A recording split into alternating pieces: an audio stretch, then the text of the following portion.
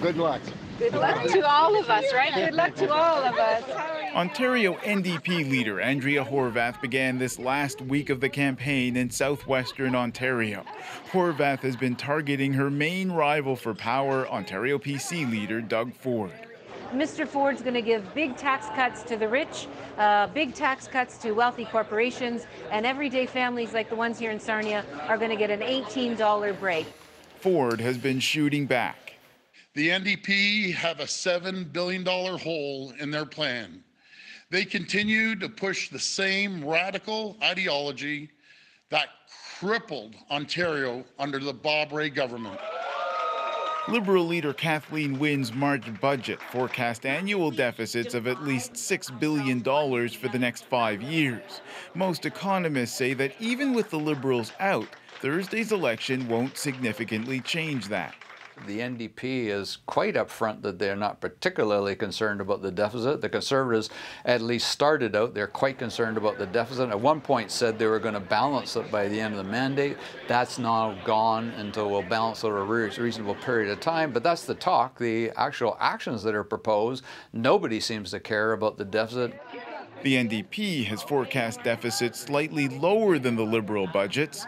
The Conservatives have provided no indication of how much their deficits will run, just a 28-page list of promises. They actually may have a plan that yields even larger deficits than that because they've got a lot of spending, actually more items listed in the 28 pages than I had appreciated listening to the various different speeches, and they got some major tax reduction proposals as well. He says no matter which of the parties wins on Thursday, their platform will have been built on borrowed money. Ron Charles, CBC News, Toronto.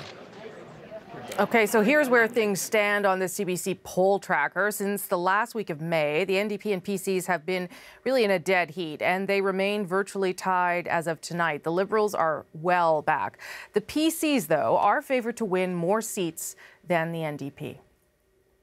With just a couple of days left in the campaign, a new issue for the Ford team, and it comes from inside the Ford family itself. His late brother, Rob Ford's widow and children have sued Doug for $16.5 million.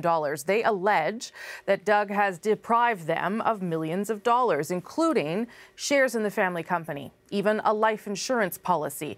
In the suit filed on Friday, Renata Ford also accuses Doug Ford of being negligent in managing the family company called Deco Labels. And she goes on to claim that his financial decisions have led to a steady drop in its value.